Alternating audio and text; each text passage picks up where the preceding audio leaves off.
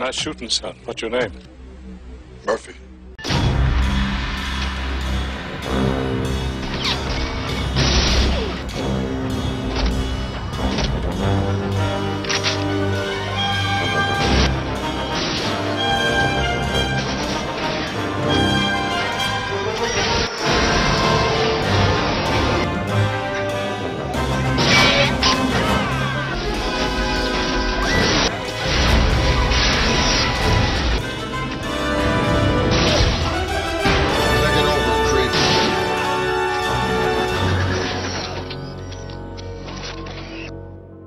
RoboCop 2 was released 3 years after the first film and was to many fans a big letdown.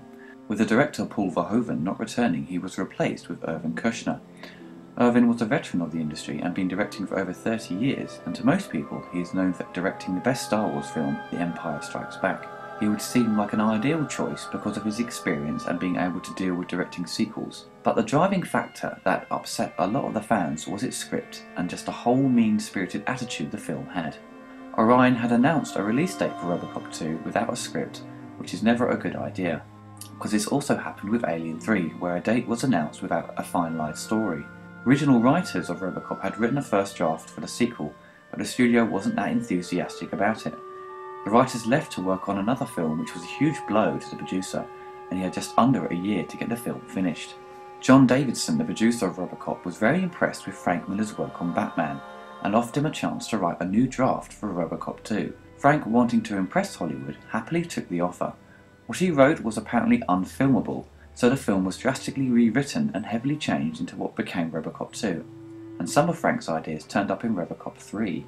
Even with all the changes made, Frank Miller still stayed involved and was on set every day to learn the process of filmmaking. He even had a cameo in the film as the scientist. Frank, the Blue Velvet. I think it's ready, sir.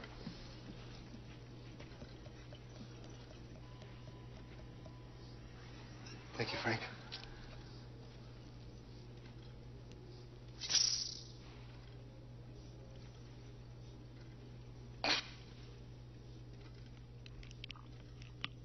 Frank. Ben's dreams got my teeth wiggling. Cut it with scopolamine. 5 mils per.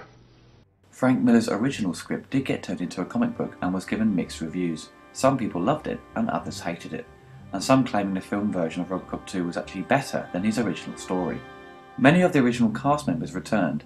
Peter Weller did a fantastic job again as Murphy, and I think really nailed the robotic movements down for the sequel. But with the changes in the script, he didn't have the human voice he once had at the end of RoboCop 1. And with the direction of the film, the whole story involving his wife is briefly touched on in the beginning, and then the filmmakers just forget about it. Peter Weller was still uncomfortable in the suit, and with the many changes to the final cut of the film, he said the whole experience on the shoot was an unhappy one, and he never returned to play RoboCop, the role he so easily made his. Many scenes were deleted showcasing more of Murphy's human side. A work print of the film did turn up online, and is not in the best condition. It seems to have come from a VHS tape. One scene involves Murphy watching a woman shower.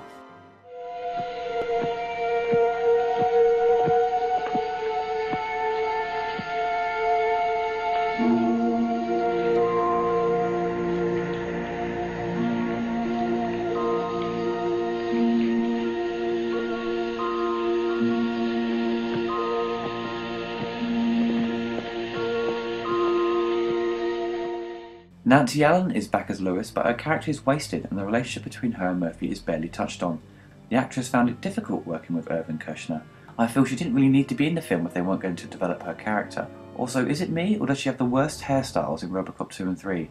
The CEO of OCP, referred to as the Old Man, returns, but his character is completely different. But with the sequel, he comes across as a mean-spirited guy who seems only interested in making money, and very difficult to reason with. The film does contain a lot of humour, and one of the best characters is the Mayor of Detroit, who has a very short fuse and can never keep cool under pressure, and he has some of the best lines in the film. Plus, the film contains many other funny scenes, which you can see here. It's bullshit! Bullshit, you senile old bastard! All right, calm down. Bullshit! I think we better get out of here. I'm okay. Calm down. I think we better leave. Calm down. I'm okay. Easy. I'm okay. All right, good. I'm in control. Everything is fine. It's okay. I'm fine. One last thing, gentlemen. We will sue your asses. Give it your best shot. Fuck you!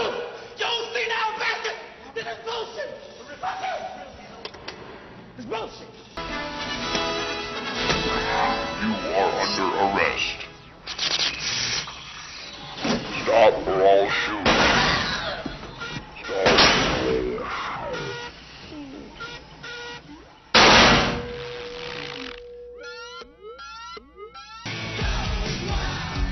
Isn't this a school day?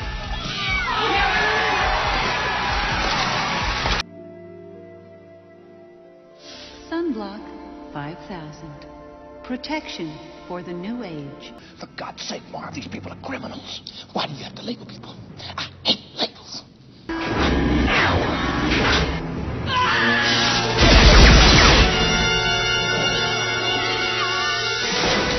With the introduction of a new RoboCop, a drug dealer by the name of Kane is used as a guinea pig for the new prototype. With a member of OCP not sticking to the rules and not using a police officer, she goes with a violent psychopath and uses his brain. During the course of the movie, RoboCop is damaged by Kane and his gang and is repaired by OCP, but reprogrammed and given a list of directives he struggles to cope with. He becomes cheerful and often clueless, making for some funny scenes. Murph, wake up, will ya?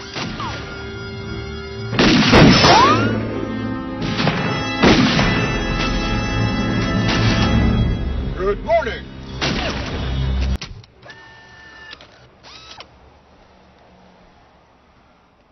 Hands on top of your heads.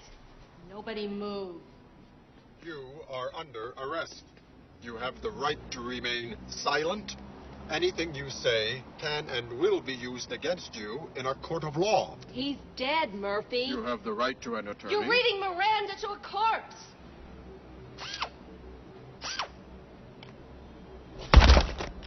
I'm having trouble.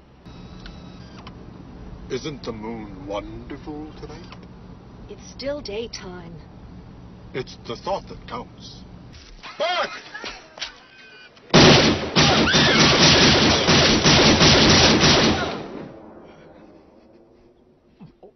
Thank you for not smoking.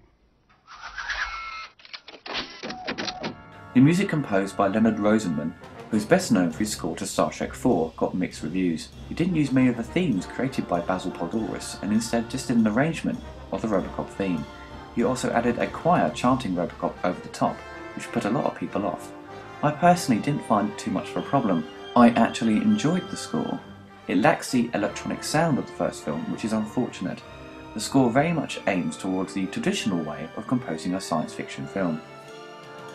With the huge popularity of the video game for the first film, especially on home computers, Ocean Publishing produced a sequel to their first hit game for the 8-bit computers, and Data East, who handled the arcade versions, followed suit with an arcade sequel.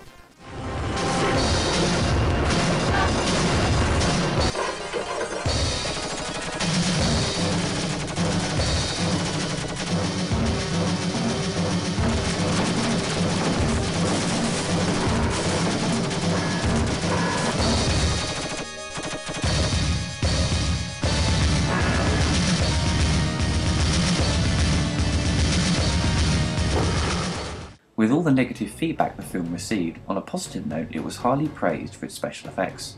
The new robot, Kane, is probably the best stop motion I've ever seen. Phil Tippett, who is one of the best in the industry for this special effects technique, really pushes the effect to its limits. The film probably contains the best use of stop motion before everything was changed with the advent of CGI. Jurassic Park pretty much nailed the coffin on stop motion animation in live action films. When I was younger, I always enjoyed the film, mostly down to its action, which is just as good as the first film, but the violence was very much done for the sake of having it. Some scenes are really in bad taste. The first film had a sort of humour to the majority of the violence because it was over the top, but the film feels very much mean-spirited in its execution. The young kid in the film I feel was well cast and does a good performance, but the dialogue for him was a little extreme for audiences. The critic Roger Ebert was pretty offended by the character. Now, what I couldn't show you because the studio didn't include him in the scenes they supplied is a young boy named Hobb, who is played by Gabriel Damon and is the right-hand man of the drug dealer. This is a kid who looks about 12, and he mows people down viciously with a machine gun and uses a whole lot of R-rated four-letter words. It really disturbed me to see this little boy in this violent role, and it disturbed me even more when I started to think about it, because RoboCop is rated R, but as everyone knows, kids do get into R-rated movies like this one, and even more of them will see it on home video. Was this 12-year-old criminal written into the movie to give the underage viewers someone to identify with? I'd like to think that wasn't possible, but I can't think of any other reason for such an unlikely, depressing, inappropriate, and distasteful script decision. Isn't any age group immune from violent cynicism? Drug use is a common subject in films, and with it being RoboCop, it's perfectly acceptable for that genre and the age group it's aimed at. The film does get a lot of slack from fans, which is very understandable because of its shortcomings with its script. As with all films, if the story doesn't work or falls short, then you're not going to have a satisfying film. It doesn't matter how much money you throw at it, it's still going to underperform with its audience. The film is by no means awful, and it's enjoyable all round, but after viewing the first film and being so blown away by how well it was made and how well the story was told, then you're going to be disappointed with the sequel.